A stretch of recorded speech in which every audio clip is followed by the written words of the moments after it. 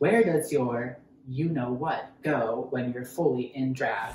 Welcome to Trash Pop's digital universe, where you can be anybody in the world. You can live your life here on the internet. Be who you are, share a pic, baby, now you're set. Hey everyone, it's me, Priscilla Cybin, and you're watching Trash Pop Channel. Of course, I am one half of Trash Pop. We are a drag queen pop band taking the internet by storm. And today, I have a really interesting video for you, which is 10 questions that you've been too embarrassed or ashamed to ask a drag queen. I'm just gonna sit down and chat with you, and we're gonna answer those heart-wrenching questions. Number 1 is, how long does it take you to get ready? So for me personally, it takes me about an hour to an hour and a half to get into full drag. The makeup alone some days can take over an hour to get together, and then everything else takes about an additional 30 minutes to get ready for camera or stage. I've heard some drag queens can take almost 2 hours to get ready, but I'm not one of those girls. I like to get it done. The second question is, have you always loved performing? And for me, this is a bit of a tricky one. I was definitely a very eccentric child, and I loved to put little performances on for my parents. But through middle school and high school, I became very shy and introverted, and I definitely did not want to be anywhere near a stage then.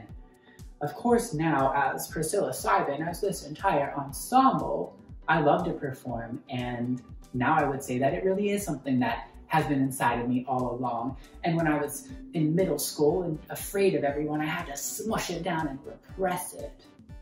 Another question that people like to ask a drag queen, but you're maybe a little shy, is where did you get your drag name? And for me, I got my drag name, Priscilla Cybin, from the hallucinogenic mushroom, of course. I really love puns, and I thought that Priscilla Cybin would be a hilarious name that embodies the kookiness that is me. Now, number 4 is a very good question. Where does your you-know-what go when you're fully in drag?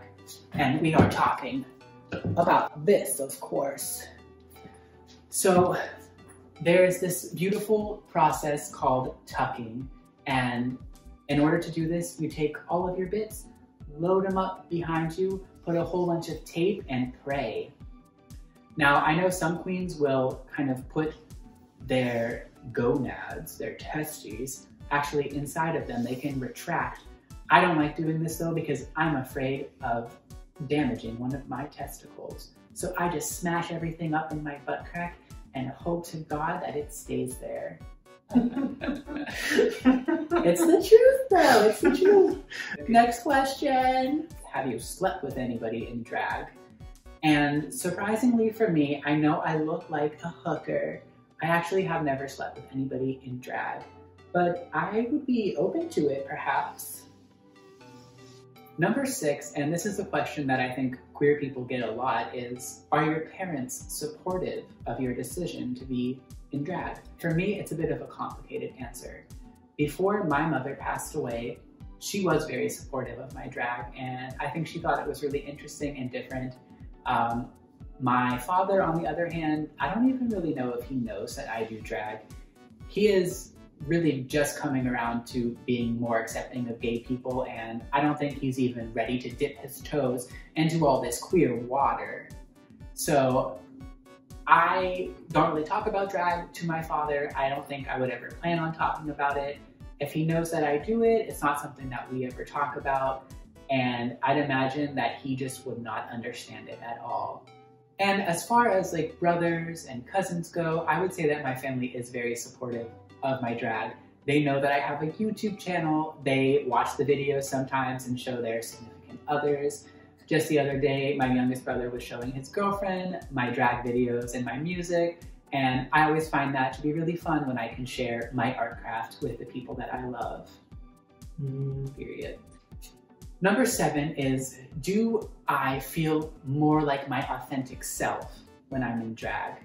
And this is a really interesting question because partially, yes, there is part of me that wants to be this beautiful, campy, crazy queen that I am.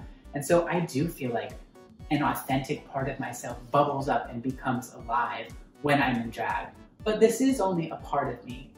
The other part of me is actually very quiet and reserved and shy, and I like my alone time a lot. I'm more of an introvert, and I need that time too. So although I like Priscilla, I like being this crazy campy queen, I also need my quiet time, so I don't think I could be Priscilla 24/7. Number 8 is, do you secretly want to be a woman? Now, I think this is a really funny question because I think people, when they don't understand queer culture, they immediately go to, oh, he wants to dress up like a woman. He wants to be a woman. He's just not open about it. And for me, that is not the case. I love dressing up in drag. I love doing all these crazy looks, these very femme and natural looks, but I do not want to be a woman, and I don't feel like I'm a woman.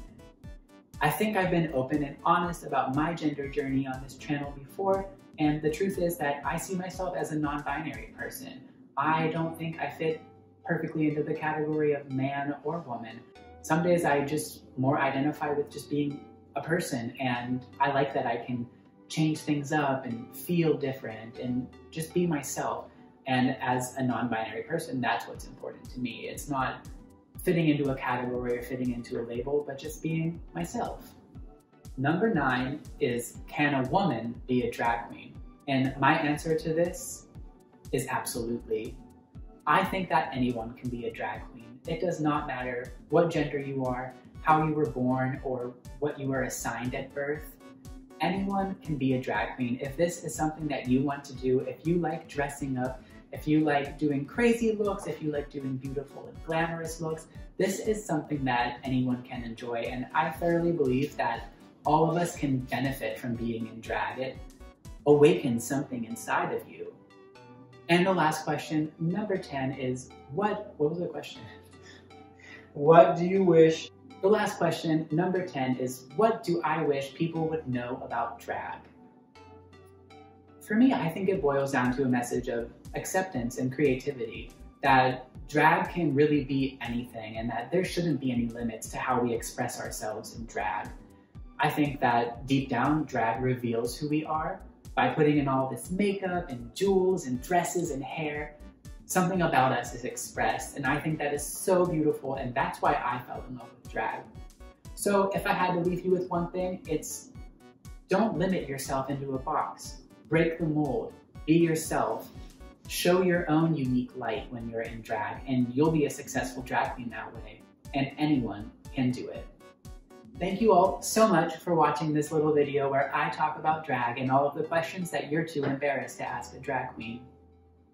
If you like this video, give us a thumbs up, let us know that you liked it in the comments below, and please subscribe to our channel. We are growing and bursting out like a shooting star, and we have seen so much growth on our channel in the past few weeks, and we'd like to really keep up this momentum.